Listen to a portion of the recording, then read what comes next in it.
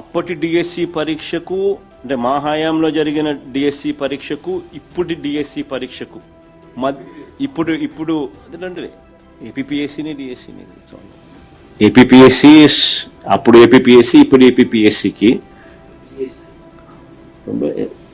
Public service కమిషనే కదా, పరిధిలోకి వస్తాయి కదా రెండు కూడా.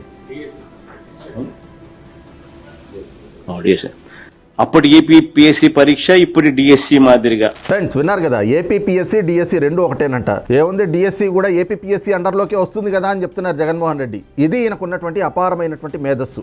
ఈ మేధస్సుతో 5 ఏళ్లు ఆంధ్ర రాష్ట్రానికి ముఖ్యమంత్రిగా మనల్ని పరిపాలించాడు ఈయన. మళ్ళీ చెప్తున్నాడు 2 ఏళ్లు కళ్ళు మూసుకుంటే మన ప్రభుత్వం వస్తుంది, నేనే మళ్ళీ ముఖ్యమంత్రిని అవుతా అని చెప్పి. అయ్యా జగన్మోహన్ రెడ్డి గారు, ఏపీపీఎస్సీ అంటే ఆంధ్రప్రదేశ్ పబ్లిక్ సర్వీస్ కమిషన్ అనేది ఒక స్వతంత్ర కమిషన్. వేరాజ్ డిఎస్సి అంటే డిస్ట్రిక్ట్ సెలక్షన్ కమిషన్, ఇది స్కూల్ ఎడ్యుకేషన్ డిపార్ట్మెంట్ అండర్లో ఉంటుంది. ఏపీపీఎస్సీ అనేది రాష్ట్రంలో ఉన్న వివిధ శాఖల్లో పాలనాపరమైన అలాగే టెక్నికల్ ఉద్యోగాల్ని భర్తీ చేస్తుంది. ఎలాంటివంటే group 1, group 2, group 3, group 4, deputy educational officer, assistant engineer, ఇలాంటివి ఇంకొన్ని అనమాట. వీటికి డిగ్రీ, పీజీ, ఇంజనీరింగ్ లేదా డిప్లొమా లాంటి విద్యార్హతలు ఉండాలి. వీటిలో కొన్ని పోస్టులను ప్రిలిమ్స్, మెయిన్స్ అనే రాత పరీక్ష ద్వారా, మరికొన్ని పోస్టులను ఇంటర్వ్యూ లేదా కంప్యూటర్ టెస్ట్ ద్వారా ఎంపిక చేస్తారు.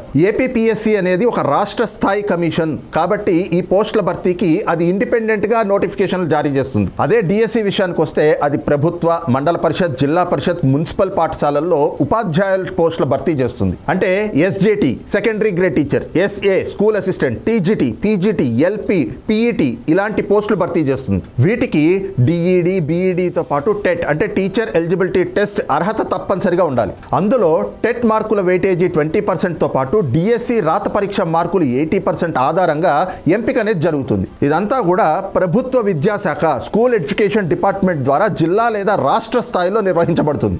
ఇది ఏపీపీఎస్సీకి డిఎస్సికి మధ్య ఉన్న వ్యత్యాసం. ఇది కూడా తెలియని మీరు 5 ఏళ్లు ముఖ్యమంత్రిగా మమ్మల్ని పరిపాలించడం ఆంధ్ర రాష్ట్ర ప్రజలుగా మేము చేసుకున్న దౌర్భాగ్యం.